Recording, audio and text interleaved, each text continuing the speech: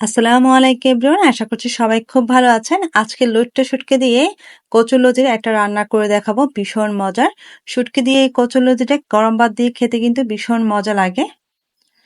তো লতি রান্না করার জন্য এখানে আমি হাফ কেজি পরিমাণ কচুরলতি পরিষ্কার করে এরপর শিলপাটায় থেতো করে নিয়েছি, দেখে নিশ্চয়ই বুঝতে পারছেন। তো 4টা আমি লইট্ট শুটকি কেটে হালকা গরম পানি দিয়ে 10 মিনিট ভিজিয়ে ভালোভাবে পরিষ্কার করে নিয়েছি।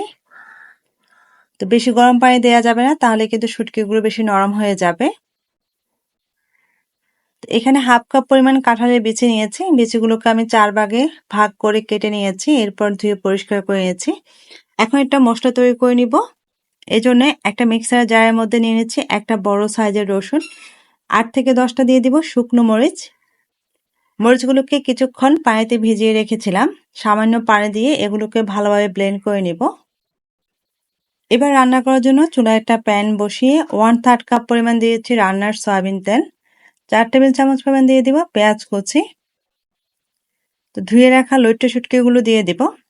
পেঁয়াজ আর শুটকি একটু ভাজা ভাজা হয়ে আসা পর্যন্ত এটাকে রান্না করে নিতে হবে, এতে করে শুটকির যে কাঁচা স্মেলটা আছে সেটা চলে যাবে। শুটকি আর পেঁয়াজ যখন একটু ভাজা হয়ে আসবে তখন ব্লেন্ড করা মশলাটা দিয়ে দিব। তো জারটাকে ধুয়ে আমি পানিটা দিয়ে দিব, অল্প কিছু পানি দিয়েছি। এই পানির মধ্যে মশলাটাকে ভালোভাবে কষিয়ে নিব। এখন আরো কিছু মশলা এখানে অ্যাড করে দিব। 1 চা চামচ পরিমাণ দিয়েছি হলুদের গুঁড়ো, 1 চা চামচ পরিমাণ দিয়েছি জিরে গুঁড়ো, 1 চা চামচ পরিমাণ দিয়েছি লবণ। তো সবকিছু নেড়েচেড়ে ভালোভাবে মিশিয়ে নিচ্ছি। তো কিছুক্ষণ রান্না করার পর যখন দেখবো যে তেলটা উপরে উঠে আসছে, তখন এর মধ্যে দিয়ে দিব কেটে রাখা কাঁঠালের বিচিগুলো। হাফ কাপ পরিমাণ দিয়েছি পানি, পানিটা শুকানো পর্যন্ত রান্না করে নিতে হবে।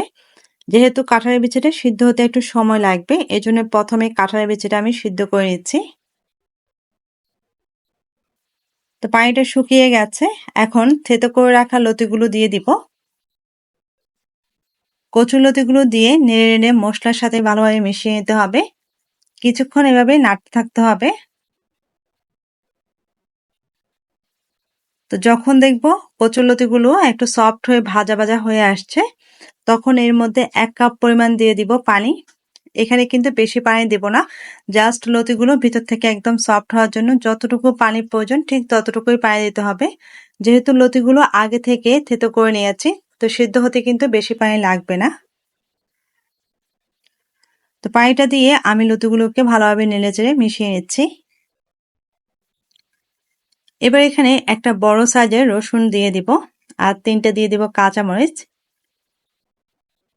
যে কোনো শুটকি রান্নায় এরকম আস্ত রসুন দিলে খেতে কিন্তু ভীষণ ভালো লাগে, একটু মিষ্টি মিষ্টি লাগে।